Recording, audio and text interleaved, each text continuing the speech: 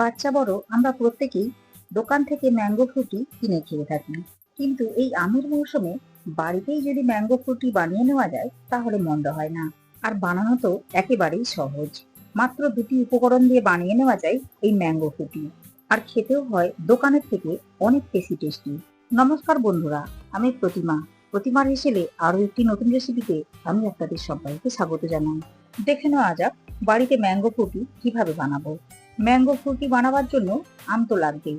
এর জন্য এখানে নিয়েছি একটা বড় সাইজের পাকা আম, আর নিয়েছি একটা মিডিয়াম সাইজের কাঁচা আম।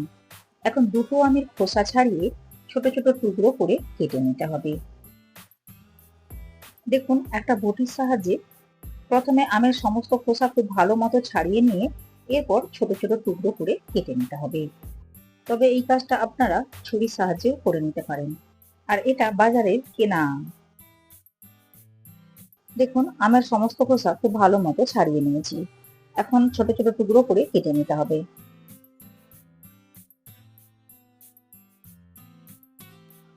রেসিপিটি একবার বাড়িতে এইভাবে বানিয়ে দেখবেন। আশা করি বাচ্চা বড় সবারই খুব পছন্দ হবে।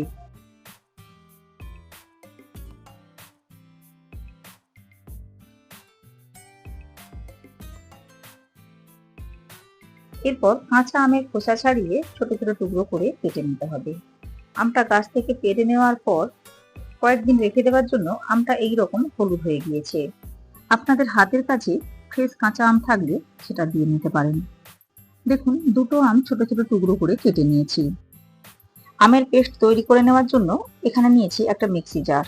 মিক্সি জারের মধ্যে আমের টুকরোগুলো দিয়ে ঢাকনা বন্ধ করে আমের পেস্ট তৈরি করে নিতে হবে।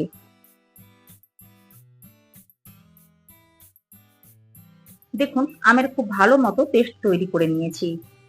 এখন গ্যাস ওভেনে একটা কড়াই বসিয়ে কড়াইয়ের মধ্যে দিয়ে দিলাম তৈরি করে নেওয়া আমের পেস্ট। এরপর আমের পেস্টের মধ্যে দিয়ে দিলাম হাফ কাপ পরিমাণ চিনি। আম ও চিনি নাড়াচাড়া করে খুব ভালো করে মিশিয়ে নিতে হবে। আর এভাবে ক্রমাগত নাড়াচাড়া করে মিশ্রণটা একটু ঘন করে জাল করে নিতে হবে। দিয়ে দিলাম 1 টেবিল চামচ পরিমাণ ভিনেগার।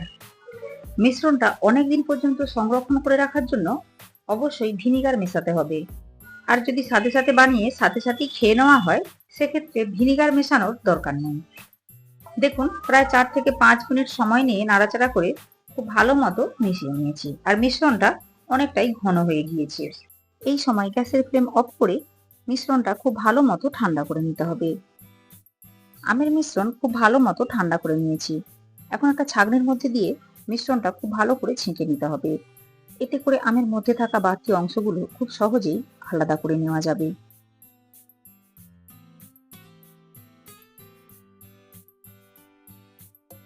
দেখুন, এভাবে নাড়াচাড়া করে আমের মিশ্রণ খুব ভালো করে ছেঁকে নিতে হবে।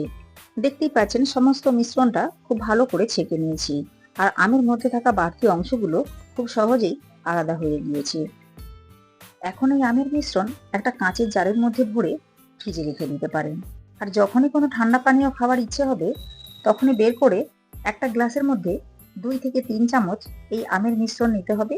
আর সাথে ঠান্ডা জল আর বরফের টুকরো দিয়ে মিশিয়ে নিলেই তৈরি হয়ে যাবে সুস্বাদু পানীয়টি। আর এভাবেই মিশ্রণটি সপ্তাহ জুড়ে ব্যবহার করে নিতে পারেন। আমি এই আমের মিশ্রণ থেকে অর্ধেক মিশ্রণ তুলে রেখেছি পরে বানিয়ে খাওয়ার জন্য। আর বাকি মিশ্রণের মধ্যে 2 গ্লাস পরিমাণ জল দিয়ে আর সাথে কয়েকটা বরফের টুকরো দিয়ে খুব ভালো করে মিশিয়ে নিতে হবে। এই রেসিপিটি বাড়িতে একবার হলেও বানাবেন আর খেয়ে কমেন্ট করে জানাবেন রেসিপিটি আপনাদের কেমন লেগেছে। আমার আজকের এই ম্যাঙ্গো ফ্রুটি রেসিপিটি ভালো লাগলে লাইক ও শেয়ার করবেন। রেসিপিটি ফেসবুক থেকে দেখলে পেজটিকে ফলো করে নেওয়ার অনুরোধ রইল। ইউটিউব থেকে দেখলে চ্যানেলটাকে সাবস্ক্রাইব করে পাশে থাকা বেল আইকনটি প্রেস করে নেওয়ার অনুরোধ রইল। এতে করে আমি চ্যানেলে যখনই কোনো নতুন ভিডিও আপলোড করব সাথে সাথে নোটিফিকেশন পৌঁছে যাবে আপনার কাছে। ভালো থাকবেন, সুস্থ থাকবেন। ধন্যবাদ।